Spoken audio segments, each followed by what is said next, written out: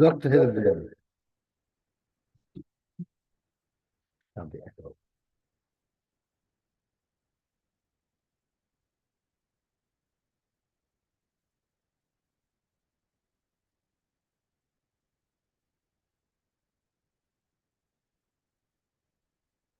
Dr. Hildebrand. We are at the top of Lamet Tes Amar Aleph. Dr. Tris Trufa, which is a fish that's small, that's chopped up, so you can't eat simonim. The tzir she'ein by daga, and a tzir that doesn't have a daga kalobus in it, that's a certain type of fish that Rashi learns is an indication that the tzir is kosher. And it also says chilek. So let's go back to the actual Mishnah, because the Mishnah is listing off a whole bunch of things that are asur be'achila, but muter b'hana. So the Mishnah says, Tris trufa, tzir shein b'daga kalbus, shotat and v'achilek. And again, Rashi told us on the Mishnah that chilek is a type of fish that tahar, called a sultanis, but when it's young and in a small baby, it doesn't have snabba v'kaskesses, but it will grow fins and scales later on as it matures. That's also because there's another fish that looks very similar to it, the ervuno. And therefore, we are not, if you buy it from a regular person, it's possible that he'll mix it up. And that's what the Gemara says over here. My chilek, what is chilek? So this is where Rashi got it from. Amar Rab Nachman bar Abba Amar Rab Zu Sultanis. It's the fish called sultanis. Often a different fish gets mixed in with it when you catch it, and Balabais won't be able to discern the difference. So when he sells you what he thinks is sultanis, there might be some fish in there that you're not allowed to eat. Even if a fish does not have fins and scales, but it's going to grow fins and scales in its future. Kagoyin, what type of fish is that? Hasultanis, the subject of our Mishnah. The ofitz, a different type of fish. Hareza mutter, you're allowed to eat it because that's a kosher fish. What if a fish has fins and scales, but when you take it out of the water, it loses its scales? Kagoyin akunis vafunis kataspais ve'akastaspais va'atunis. These are all different types of fish.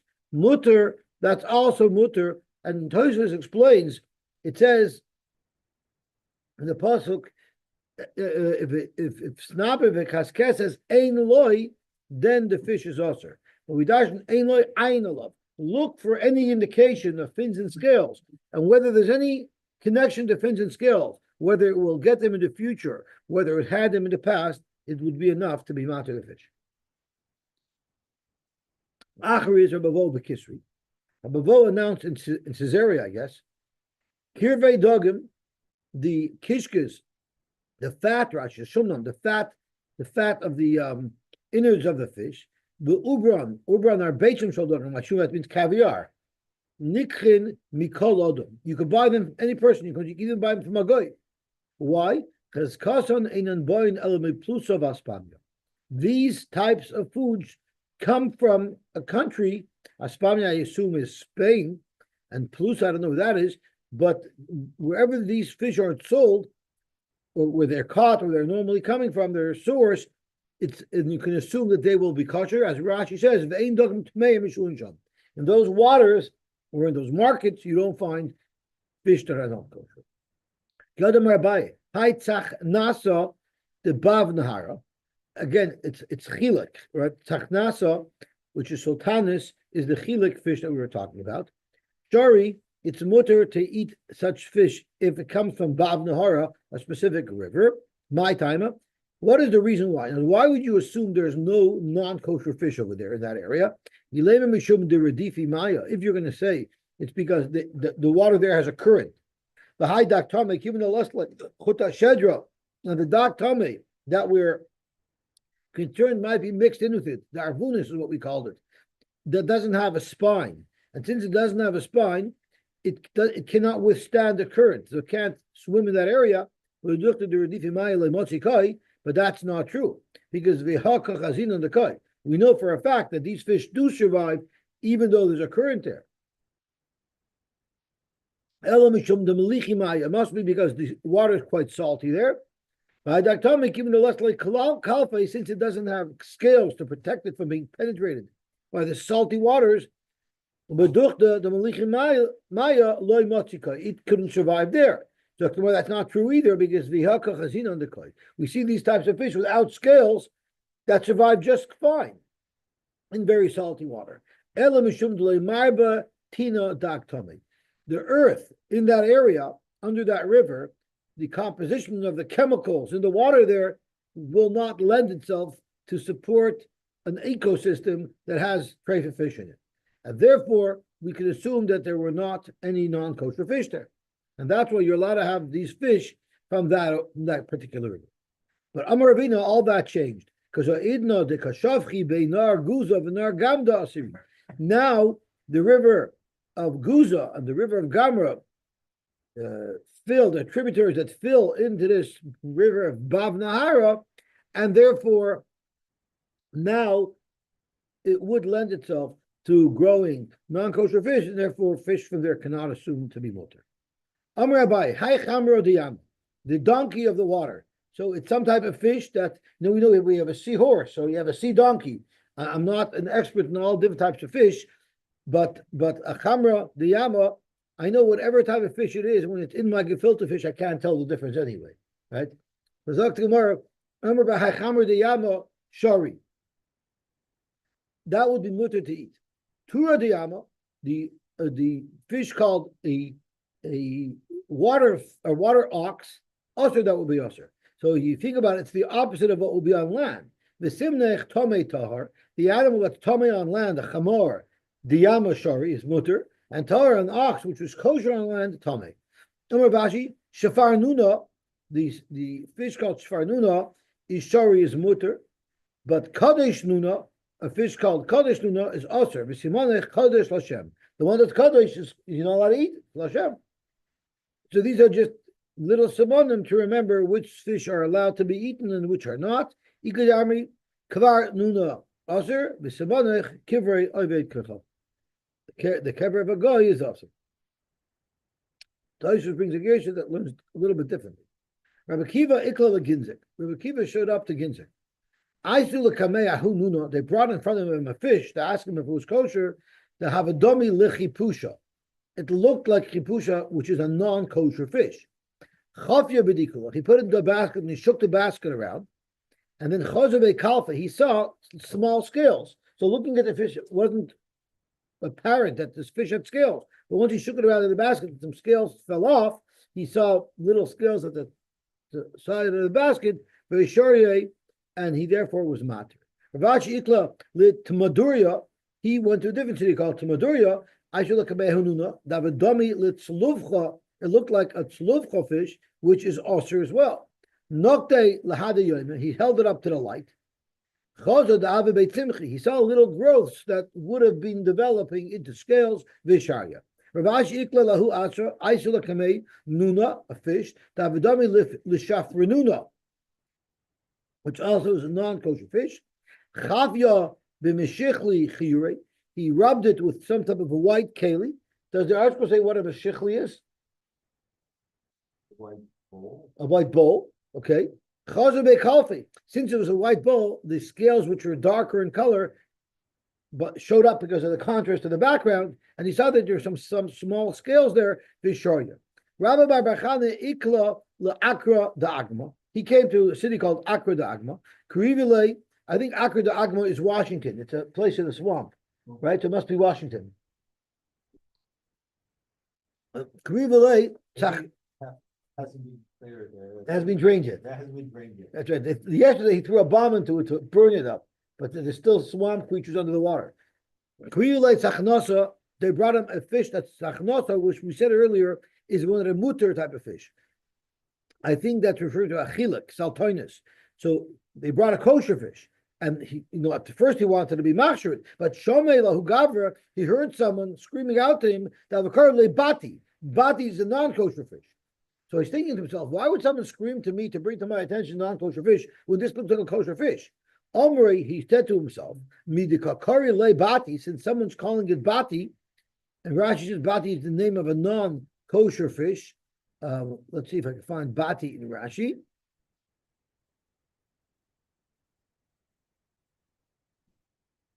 Bati v'hushem dak tome, the name of a non-kosher fish. Shemaimina, I have an indication from here that dover tome ispe. It must be that this fellow knows that there's some tome, something also mixed into here that I just can't tell.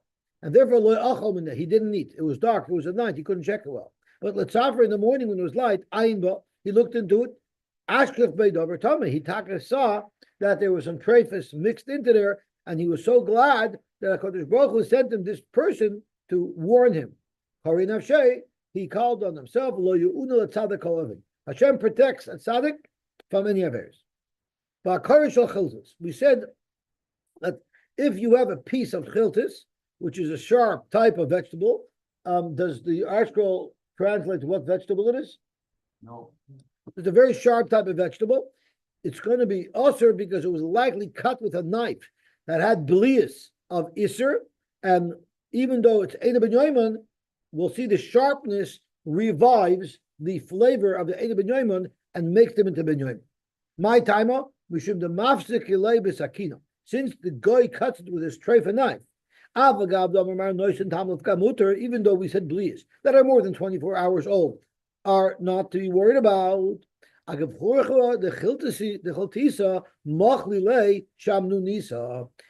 of the sharpness of the chiltis, it revives those old blias in the knife and give them the effect of fresh blios, and therefore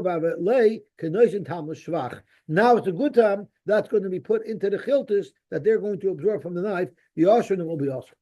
Now, Tosfos says something very important that we need to know about davar charev. So let's look at Tosfos. Agav chorefei de chaltusei havel lekenois tam shvach. The tamer Tosfos. The liski lebeklipa. If you're only worried that there's blias, the blias typically only penetrate the vegetable kedei klipa, right? Enough that you could peel it off, a small layer. So why don't you just peel off a small layer of the chiltis that you buy, and then you can have it. Kedamar gabe shachta b'sakin treifa. If you shecht with a sakin treifa, we say the blias from the knife will absorb, will penetrate the meat of the animal, but up to kedei klipa. So you cut off, let's say, a quarter-inch slice, and the rest of the meat should be fine. Yeshleimer de chufe de chiltisei bolatfei v'loisag b'klipa. Since the chiltis is sharp, so now it has another feature. Not only does it wake up old blias, but it sucks those blias in much deeper and penetrates much deeper, so the whole vegetable will become usher from the blias that it absorbed from the knife. The yesh mefarshim k'moy kein debotzel v'kaplut shenechtach v'saken shloiv v'kachavim l'sakle b'klipa. There are those who hold onions have that same feature. If you cut an onion with a treifa knife, or if you cut an onion that you want to use for milchiks with a fleishing knife, it's only that kedei klipa will not be enough. The whole onion is usher, which is I think what we hold, that if you cut an onion with a milchik knife, you can't use that onion with fleishings. If you cut an onion with a fleishing knife, you can't use it with milchiks. And if you do, you got a problem. But Zog Tosfos, and I don't think we pass like this, but Shemati b'shem Aram the chiltusei dafka the charav tfei v'loy botzel a couple. An onion that you cut with a knife will only penetrate isher kedei klipa, not fully. I don't think we pass like this. I don't know what a kaplut is. I don't know what type of vegetable a kaplut is. A botzel, we know it's an onion. Zog to Gemara weiter. Avdei, Rav Levi, the servant of Rav Levi, have a kamazbin chiltisa. He was selling chiltis. Now we know if Rav Levi was selling chiltis, there's no question it would be kosher. He definitely cut it with a kosher knife. You don't need to worry. But here it was his Eved who sold it. Kinach nafshi Rav Levi, after Rav Levi died, so now this Eved is no longer in the employ of Rav Levi.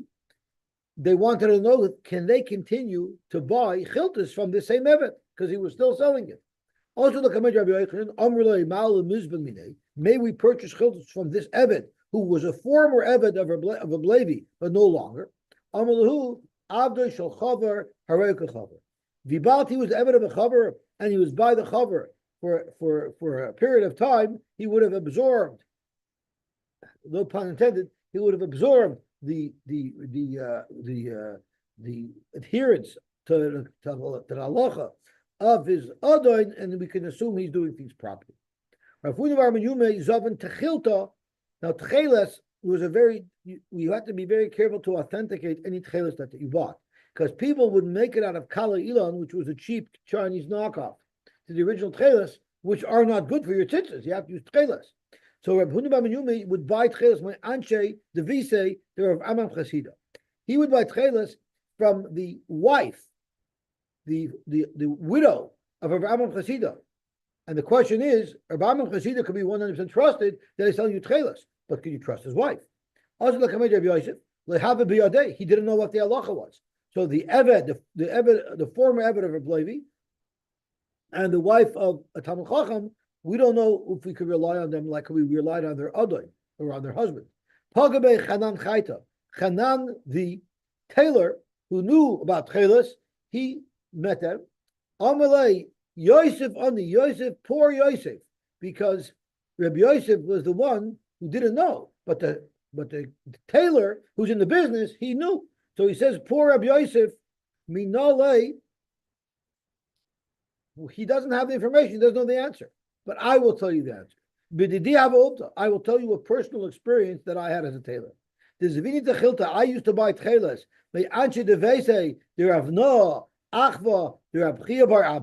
I used to buy my tcheles that I used in my clothing that I made from the wife of Rav Noah, Rav Noah, the brother of Rav Chia bar Abba, the commander of Masna, and I asked Rav Masna, am I allowed to buy this tcheles off of her? And can I assume that it's real tcheles? He didn't know, but I needed to find out the answer. So Asoi, the commander of Yehuda, Me'agrunya, Amali said, you fell into the hands of the right person, because I have the answer for you. Hachi Amar Shmuel, Eishes Chaver Harehi Kechaver. An Eishes Chaver is just like the Chaver, and therefore you could surely buy your tcheles from her. The Tanya Rabbanan, Eishes Chaver Harehi Kechaver, and the question about the Eved, and Abdoi Shachaver Harehi Kechaver. You can assume that he's just as trustworthy as his Adon is. Chaver Shemeis, a Chaver that died, Ishtai Ubanov Uvenei B'leisai Hareyan B'cheskason. We can assume they still stick to the same frumkeiten that their husband had, Ad Sheyechshedu, until they do something that shows us that they're no longer Chaverim.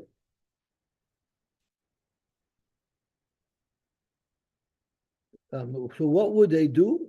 I guess they have to show that they're makpid on Iris and Tumaisis. V'chein chotzer shemoichin b'tcheles. So too a chotzer where they normally sell tcheles in harei b'cheskasoi achetifsa.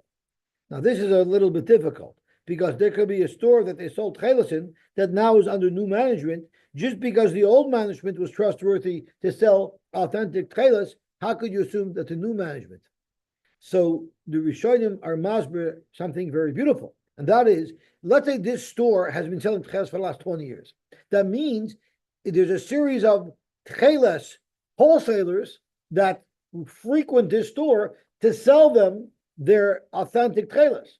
So we can assume even if the owner changed and the store ownership changed hands, the new owner was also frequented because the same salespeople that would call on the previous owner are likely calling on the new owner, and therefore his source of tcheles is most likely authentic tcheles, and therefore you can trust even the new owner.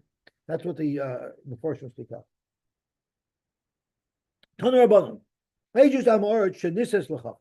The wife of a Damaretz who married a chaver. So how long does it take for her to get upgraded to an Eshes chaver that she's not trustworthy? V'chein bito shel ha'ma'aretz shenisses l'chaver, v'chein abdu shel ha'ma'aretz shenimta l'chaver, kulam trichin lekabel divrei chavers. Now to accept upon themselves divrei chavers. What does this mean? Zogt Rashi, trichin lekabel divrei chavers, mitchila kodim shu nemanim l'chol divrei chavers. Before they could be neman, like a chaver, they have to accept upon themselves what a chaver does. And what does that mean? Sheyochlu b'tahara v'sheyasru peres achayotzeben. They have to do other things that a chaver does. They're makpid on tumah b'tahara. They are going to be very makpid on taking to some ma'asros on Paris. We see they become very very careful about keeping the mitzvahs, so they will get the status of a chaver. Aval Eishes Chaver Shenisas Lamoritz. What if Rachman Latlan a Chaver was nifter, and now his wife the Almana remarried to someone who's an Amoritz? Or V'chein Bita Shel Chaver Shenisas Lamoritz. V'chein Ava Shel Chaver Shenimta Lamoritz. We don't have to see that they do these things because we can assume that they're continuing to do these things. They're just as careful about halacha as they were before. No,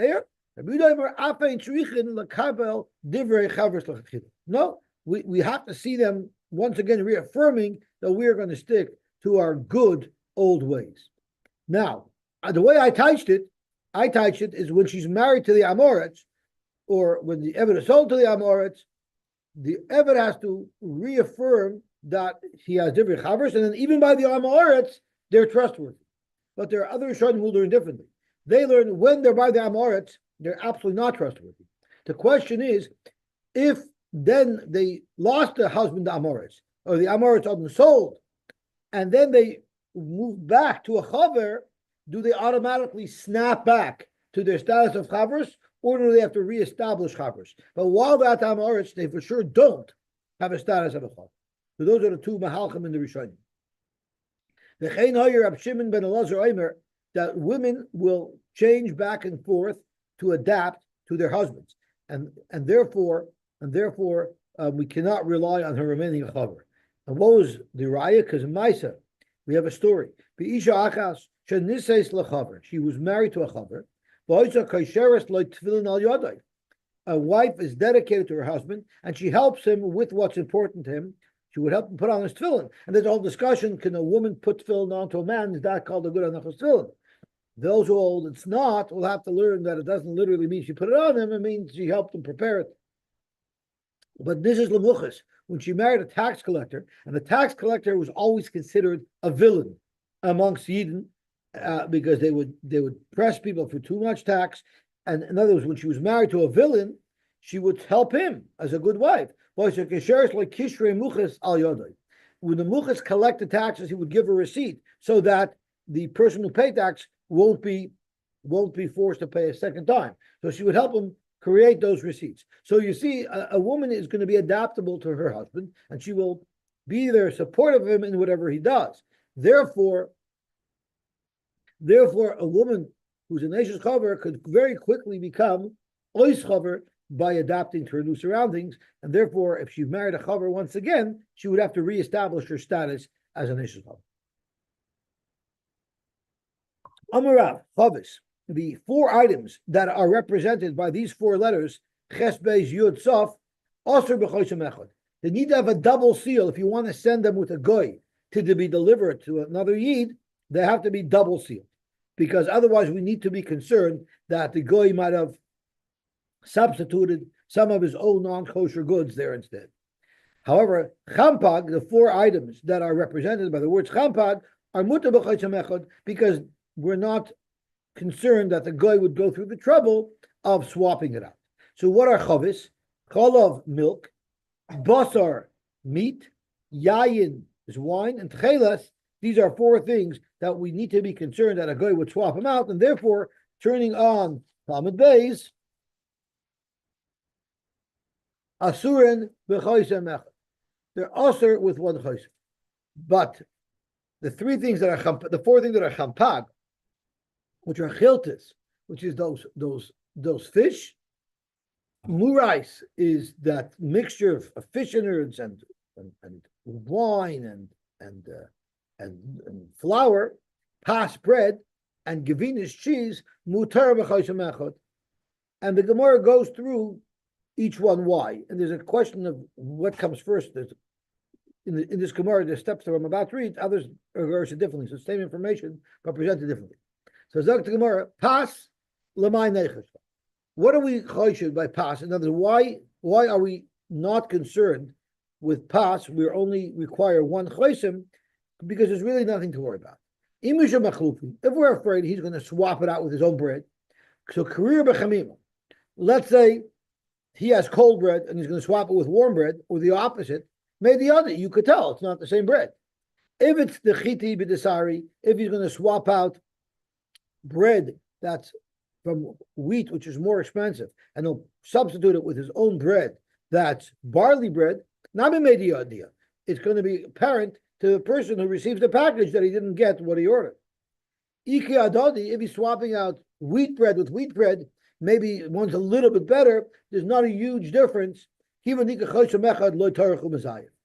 there's one chaysim, it is a little bit of a hassle to swap that out and try to retain the same seal, and there's not enough profit for the guy involved in swapping it out, so he wouldn't bother. That's why one chaysim is enough.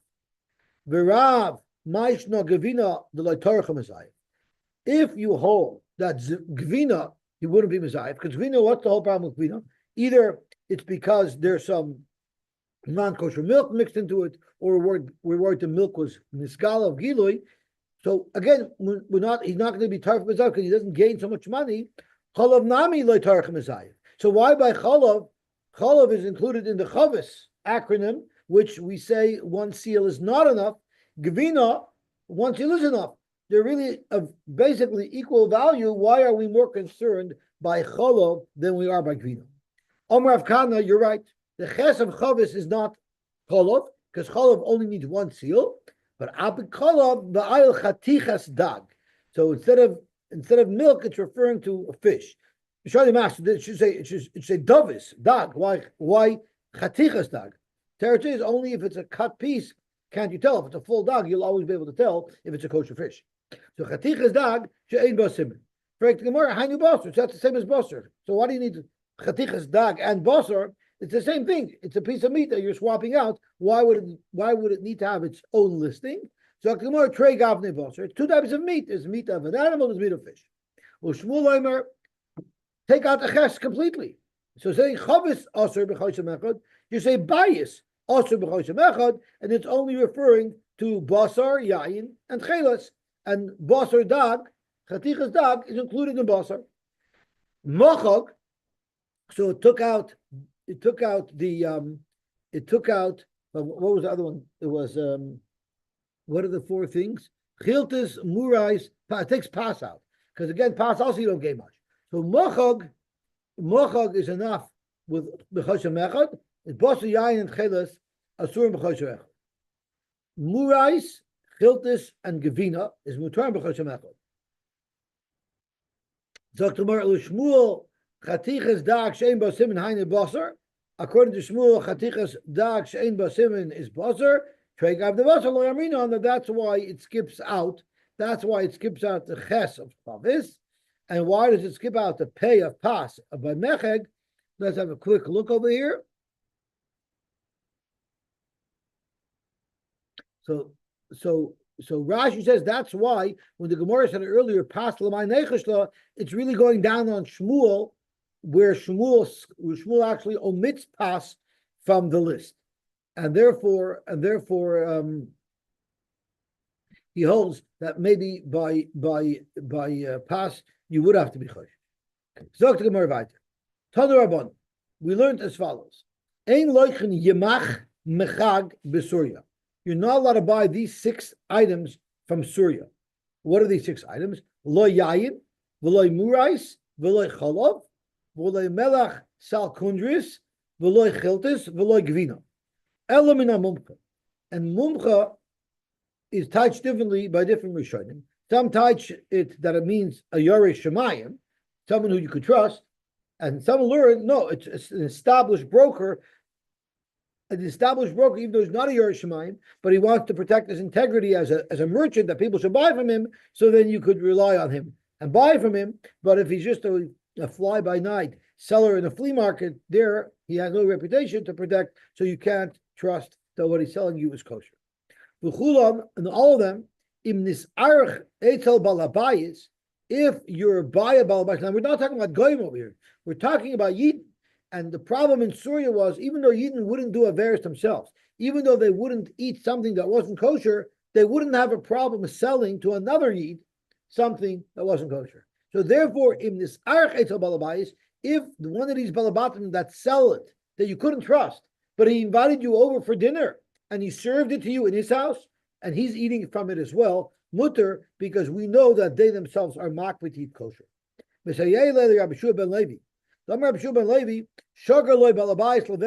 Balabais sent him a gift, which he probably took from his own personal stash, then it's mutter, because my time on Balabais, the Balabais was for sure only eat heter. When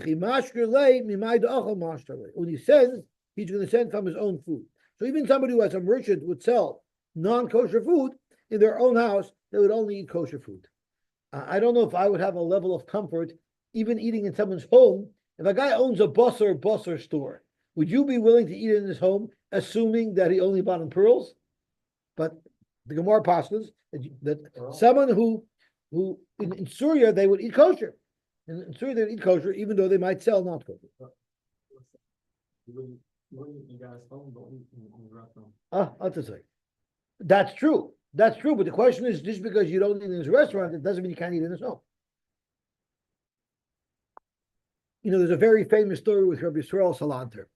He came into a city and he asked somebody, he's a chashav rav. So when he came to the Rabbi, he says, would it be okay? Could you borrow me? Could you lend me? I need to borrow. Could you lend me $20? So the guy says, I can't lend you $20. I don't even know who you are. Or you might never pay me back. A little later, there was a question that there was something wrong with the shaychet and they didn't have a shaychet. So they said, you're a rabbi, maybe you would like to shech for us. So he says, funny, for $20 you wouldn't trust me, but to shech for you, that you trust me. Dr. Weiter, Umelech Salkundris. What is this Melech Salkundris that you can't buy it from somebody who's not trustworthy, from somebody in Syria? My Melech Salkundris, Rabbi Yehuda Shmuel, Melech Shekol Salkundri Romi Oichlin. The prestigious people, the bakers in Rome. But it means the chashiv people in Rome, they eat this special type of salt. Melech Shekol Salkundri Romi Oichlin. We're going to have to see what's wrong with it. What's the concern? It's just salt. Tanur Rabbanan, Melech Salkundris Shchayra Asura. In places where black type of parasites that are usher to eat get mixed into the salt, it's usher to eat black salt. Levana, if it's a place where white parasites gets mixed into it, would be mutter. I'm sorry. Levana, in such a place, if there's white stuff mixed into it, it would be mutter, because this is a place where only the isurim that sometimes gets mixed into the salt is black. Divrei Meir. Rabbi Yehuda Levana Asura Shchayr Mutaris. The Mepharshim explains it's not a machlokes. Rabbi Yehuda was in a place where white stuff would get mixed into it that was usher to eat, but not black stuff. And Rabbi Yehuda ben Beseir, Rabbi Yehuda ben Gamliel, Mishum Rabbi Chanina ben Gamliel Aimer, Zu v'zu asura. Everything's asur because in places where both types of impurities that are not kosher to eat get mixed into the salt, then every color would be asur. Amar Rabba bar Bechana Rabbi Yochanan, L'divrei Aimer Levana Asura. If you hold Levana Asura, Tid kirvei dogim levenim tmeim murabah. What are we worried that's mixed into the salt? That's white in color. It would be the kishkes of non-kosher fish would be mixed in, so it would have the same color. Those who hold that, or the places that say that blackened salt is asur, that's because we're worried about the innards of non-kosher fish that were black in color. It's a place where the impurities that can get mixed into the salt would be the innards of black fish and the innards of white fish.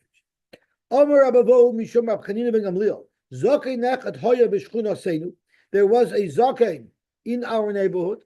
You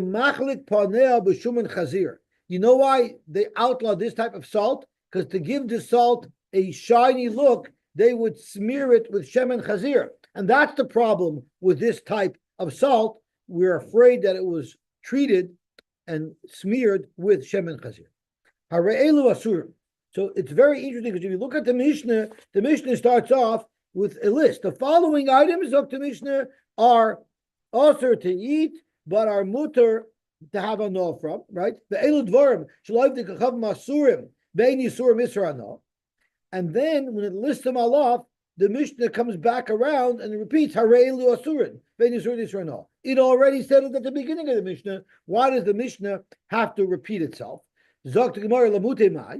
Zok to Gemara lechizkiya, according to Chizkiya, who told us that when do you say that kvoshim are usher, that's biyadua. But if it's biyadua, if you know for sure, when you say it's only usher b'achila not a no, it's because you assume it's likely that they mixed wine into this solution that you were soaking the vegetables in. But we learned yesterday, if you know for sure that they mixed in wine, then it's going to be asher bana. So according to Chizkiah, if you know for sure in these soaked vegetables they poured in wine, and you know for sure it's there, then it will be asher bana. And the Rabbi Yochanan who held it was muter bana, it would be the mutei mayris ugvina beisunaiki, which are also asher bana, because remember we said by murais it's worse, because when you dip the bread into the murais, it absorbs the wine too, so it's asher bana as well. And Gevinus beisunaiki, which are asher bana as well, with stomach Reb Meir, and it will be stomach Reb Meir who holds that even murais and besunaki is asher bana. The following products you're allowed to buy from a goy and they're mutar b'achila. Cholav shacholvoi oived kechavim the Yisrael re'eu, a milk from a goy that has a mishkiach. The Yisrael is watching it. Ve'advash and honey. Ve'aduv doniyos are fresh grapes. Fresh clusters of grapes that you plan to eat. Even though they're dripping grape juice out of these grapes, there's no hechsher mashka. Now this right away is, we're talking about things that you buy from a goy. Are you allowed to eat them or not? Hechsher mashka is a completely different subject. We know that in order for a fruit to become subject to tumah, it has to come into contact with one of the six mashkim. One of the seven mashkim that are covered by the Rosh Tevis Yad Shach Adam. So it's Yayin Dvash, Shemen, Shachat Shemen, Cholov, Tal, and Dam is Dam. $1 is Dam, $1 is Dvash, and Mem is Mayim, right? So this juice from the grape, even though it's dripping, it's not going to be machshir. It's not going to be machshir. The grape, it's Yayin. But since you don't want to drink it, you don't want that wine, it's not nichaloi because you want to eat these grapes, therefore it's not machshir. So the question is, what does that have to do with our discussion over here? So there are those who learn that once we're discussing things, we throw this in as well, but there are those who learn that it's also talking about whether or not it's considered wine, and then there's a problem of stam yain. So the Mishnah is telling us we don't consider that wine because it's not, these grapes were not, their intent to use them to eat, not to make wine out of, so therefore it doesn't have a status of wine, and therefore it's not stam yain. Once we know that, we can also throw in an extra halacha that since it doesn't have the status of yain, it's also not going to be machshir the kabel tumah. Ukfeishim, and soaked items. Right? In the earlier mission, we said, what's asher b'achila? Things that you soak that you normally do mix wine into it. But if you normally don't mix wine into it, then that you'd be allowed to buy from a goy.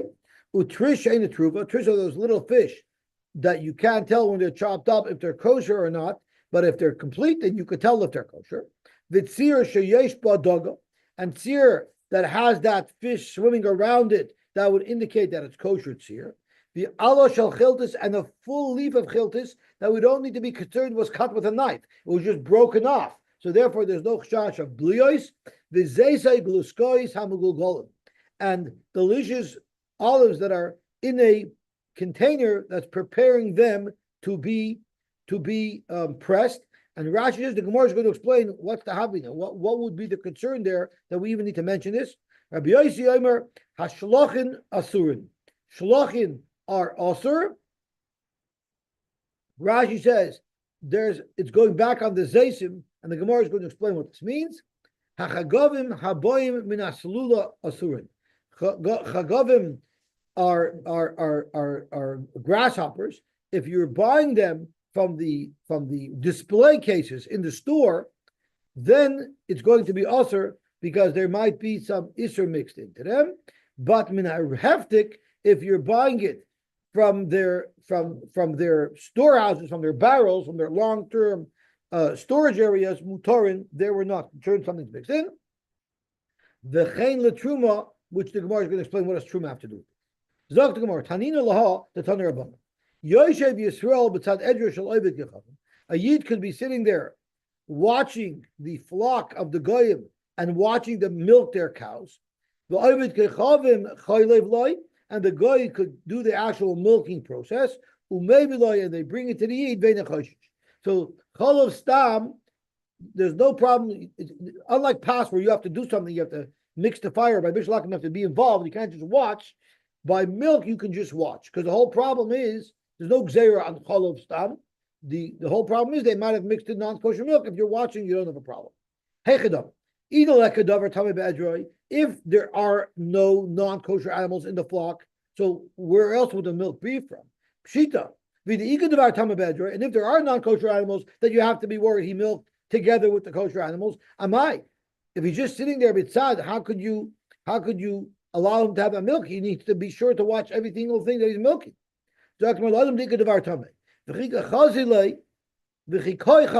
If he's standing and he can see everything, there he'll see if the guy mixed in non-kosher milk. But if he's sitting down, he doesn't have such a good vantage point. He wouldn't be able to see. And he's allowed to sit, and it'll be good enough. I can't see. And therefore, since he's sitting down and at this moment he cannot see what's going on, where the guy is going to mix in tray for milk. Since if he stands up, he'll see it. The guy wouldn't dare mix in tray for the milk because at any moment the heat could stand up and see what's going on. So basically, what it's saying is that you don't need a mishkiach tamidi. A yotzim and nichnas is enough. I'm not literally saying that. What I'm saying is the fact that the guy knows that at any moment he can be caught is good enough that we could rely on the fact that he didn't mix in non-kosher milk. Vadash, honey. Furthermore, why does the Mishnah need to speak out that honey of a guy you're allowed to buy? What would we possibly need to worry about? If we're afraid he mixed wine into it and it's tam yain, sorry, it would ruin the honey. He would never mix it in. And there's no problem because nechal kamoishu chai. You can eat honey raw. You don't have to cook it. And we said in such a case, there's no problem with bishul akum. And if you're worried that it was cooked in a non-kosher vessel and therefore it absorbed some isur, it will be nois tam of gam. So there's no reason why it should be also. So I really didn't read the Gemara right because I asked what's the chiddush, and we haven't answered that question. The Gemara is just justifying why you're allowed to buy dvash from a guy. But dovduniyos, which are these grapes, these clusters of grapes that are dripping with grape juice, aval bisha minatvois ein ba mishum hechsher mashke. Frankly, haboitzer lagas.